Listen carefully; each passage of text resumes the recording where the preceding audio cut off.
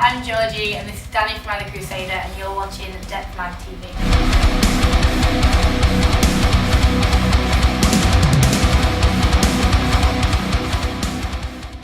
So welcome to the first Depth Mag TV interview. I'm joined by Danny. How are you doing today? Not too bad, thank you. Yourself? I'm good. Pretty nervous about the first interview, but we'll get over it. Right then, so on to the questions.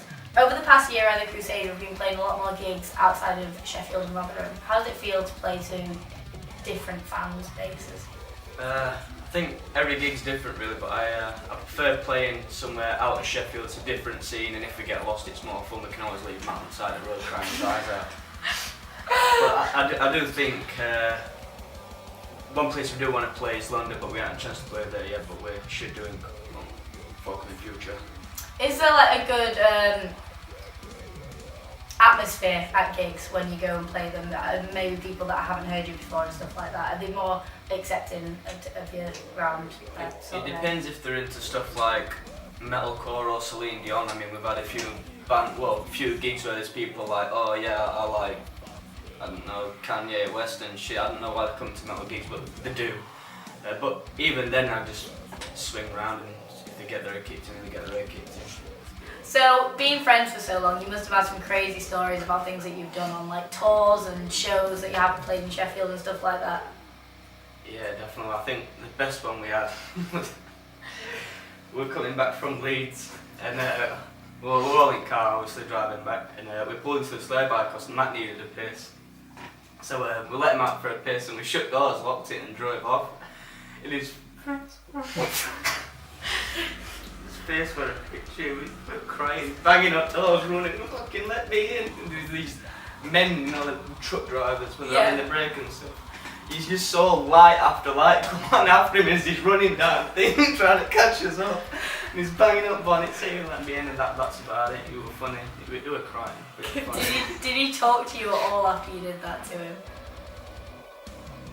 I still don't think he's talking to you about it now actually. I still don't think he likes the fact I did it. Do you think you just put up with it and moved on? Yeah. So do you prank each other a lot and stuff like that? Yeah, a lot of stuff happens like that, yeah. I've tried kegging Vinny last 8 gigs so I can get his boxes down, get his man tackle hanging out, laughing on stage, but at every gig he ties his trousers right tight so I can't keg him. I just don't want to know what's going to happen to me next. But take it in turns, you see. You take it in turns. You take one for the team. Yeah, I suppose. Or is it mainly been you pranking people and it's like all building up to one hilarious prank that you're going to get? Yeah, that sounds more like it. Yeah. Yeah, definitely. So in the past you've had quite a few lineup changes from like, you've had different bassists and guitarists and vocalists. How does it affect your work in any way, or have you always tried to stick to your main genre of music that you've been trying to make?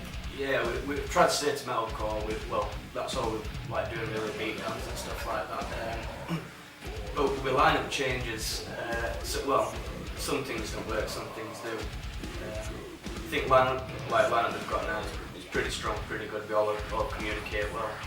Everyone knows what we're doing.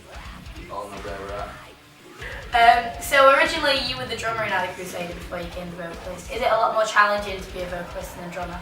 I prefer being a vocalist, definitely, from being a drummer. This came about me being a vocalist. It was at a recording.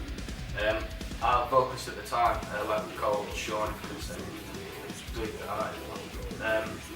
he couldn't make it that day, so we thought, oh well, we need to get this recording done.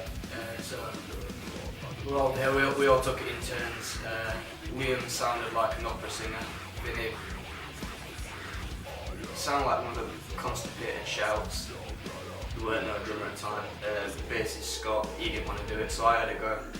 And it kind of stuck from there really. I enjoyed it. I didn't even know I did it, I just shouted, that's about it really. But then I progressed obviously, started to sound, get a shape up, sound a lot better. So was everybody surprised when you just came out with these good vocals and nobody really knew, or did people really know that you could do it before and you just didn't know how to do anything? I've never done it before. Like the first time that I recorded it, I'd never tried it. It went pretty well, but it was really different at the beginning. Everyone used to seeing me at drums and then suddenly seeing me at front, it's like, wow, what's going on there? But it's kind of worked, it's stuck. Yeah, well at least you've stuck with it and like everything seems to be going well with it and stuff. So you've released 3 tracks from your EP that's coming out later this year. How did you go about recording that and stuff? Did you like sit down and write first, or did you write while you were recording? What sort of happened with that? Well, we're writing. It's a bit odd. It's mainly Vinny that does most of the writing, but we all kind of chipped in. Obviously, I have to write my own vocals. Danny does his drums, and Matt does his gay little thing on bass, and Liam chips his part in for it as well. What was the question? Oh, recording, wasn't it? Yeah, well? yeah. Oh, yeah. We recorded with a guy up in Liverpool, BOA studio. It's called Matt. Decent lad. I don't even know how we got in touch with him, but we did, and yeah, he's pretty on top form now. That's to do his shit. So what's been the reaction to the 3 tracks that you've released off the EP? Is everyone sort of liking them, or have you got some feelings about them? Well, one of the tracks, people are like, oh yeah, pretty much dig it, but I'm not really keen on vocals on that consequence. How cold when I did it, so couldn't do it re-recording it. But the other tracks are going to be released pretty soon. We're going to get a music video sorted, but we're back in recording in 2 weeks' time. So you've recently been signed. Congratulations. How did that come about? Did people approach you, or was it a lot of like hard work that you've put in? Well, obviously you've put in hard work, but was it a lot of sort of putting your stuff out there and like sending it to record companies and stuff like that? Yeah, well, we've done bits and bobs like that before, but sometimes that didn't really tend to work. Where it was at a show I played at the O2 Academy in Sheffield, and we got approached by 1 or 2 guys.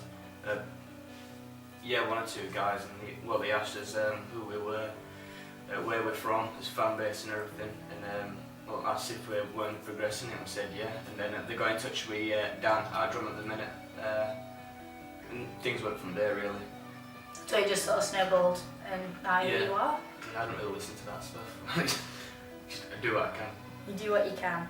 So, what we're going to see coming out of either Crusader in the next year and a half, obviously you've got your EP release later this year, but what other sort of things are we starting to see from either Crusader? Are we seeing a lot more gigs? Are we seeing a lot more music videos, or whatever you can think of?